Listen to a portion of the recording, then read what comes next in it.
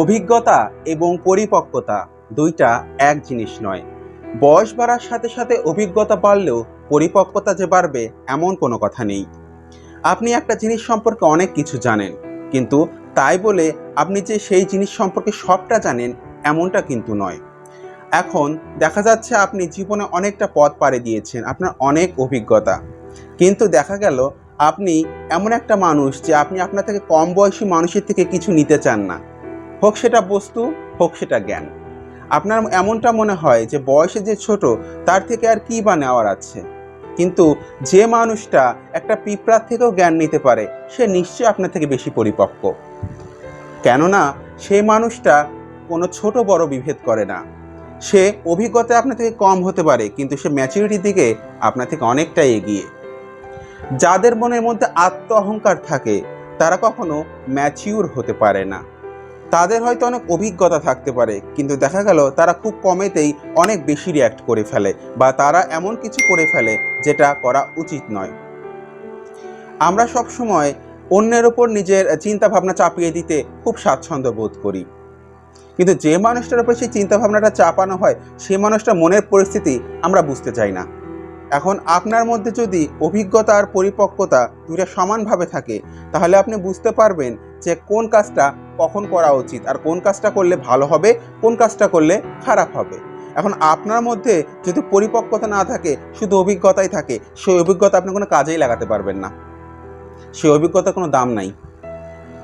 তাই নিজের মনের মধ্যে যে অহংকার, যে হিংসা, যে দেশ, এই জিনিসগুলো আছে, এইগুলো যতদিন না আপনি ত্যাগ করতে পারবেন আপনার মধ্যে পরিপক্কতা জন্মাবেই না। এখন একটা মানুষ সব কিছু জানবে না, এটাই স্বাভাবিক। দেখা গেল আপনি যেটা জানেন একটা মানুষ সেটা জানে না, তো তার মানে এই নয় যে সে যেটা জানে আপনি সেটা জানেন। এখন আপনি একটা জিনিস জানেন, সে জানে না বলে তাকে তুচ্ছ তাচ্ছিল্য করবেন, এমনটা যদি করে থাকেন তাহলে আমি বলবো আপনার মধ্যে পরিপক্কতা এখনো আসেনি। কারণ আপনাকে দেখতে হবে যে সে যেটা পারছে না সে তো অন্য কিছুও পারতে পারে যেটা আমি পারি না। আমি যদি তার থেকে সেই জ্ঞানটা নিতে পারি তাহলে তো আমারই লাভ। আর আমি যদি এমনটা ভাবি যে আমি যেটা পারি সে পারে না, তার মানে তার থেকে আমি অনেক উপরে আছি, এই উপর নিচের তফাৎ যারা করতে যাবে তারাই ধরা খাবে। সেজন্যই বলছি অভিজ্ঞতার পরিপক্কতা এক জিনিস নয়। যারা অভিজ্ঞতার বড়াই করে তারা হয়তো এটা জানে না যে অভিজ্ঞতা থাকলেই হয় না, পরিপক্কতারও দরকার আছে। আপনার মধ্যে কেবল অভিজ্ঞতা আছে, আপনি একটা লম্বা পথ পাড়ি দিয়ে এসেছেন, আপনি অনেক কিছু জানেন, কিন্তু আপনি এটা জানেন না যে কখন কি প্রয়োগ করতে হবে, কখন আপনার জীবনে কোন অভিজ্ঞতা প্রয়োগ করতে হবে। আপনার মধ্যে যদি পরিপক্কতা না থাকে এটা আপনি পারবেনই না। তাই শুধুমাত্র অভিজ্ঞতার বড়াই করে লাভ নেই। আপনি যে আসলেই একজন পরিপক্ক মানুষ সেটা প্রমাণ দিন। ভালো আর মন্দের মধ্যে ভালোকে বেছে নিয়ে ভালোকে গ্রহণ করা কিন্তু এতটা সহজ নয়, কারণ ভালো সবসময় মন্দ দ্বারা আবৃত থাকে। মন্দকে ভেদ করে ভালোর কাছে যারা পৌঁছাতে পারে তারাই প্রকৃত পরিপক্ক, তাদের মধ্যে পরিপক্কতা আছে। আর যাদের মধ্যে শুধু অভিজ্ঞতা আছে, পরিপক্কতা নেই, তারা কিন্তু ভালোর কাছে পৌঁছতে পারবে না। তাই একটা বিষয় কিন্তু পরিষ্কার যে পরিপক্কতা আর অভিজ্ঞতা এই দুটা যাদের মধ্যে আছে তারা জীবনে অবশ্যই ভালো করে।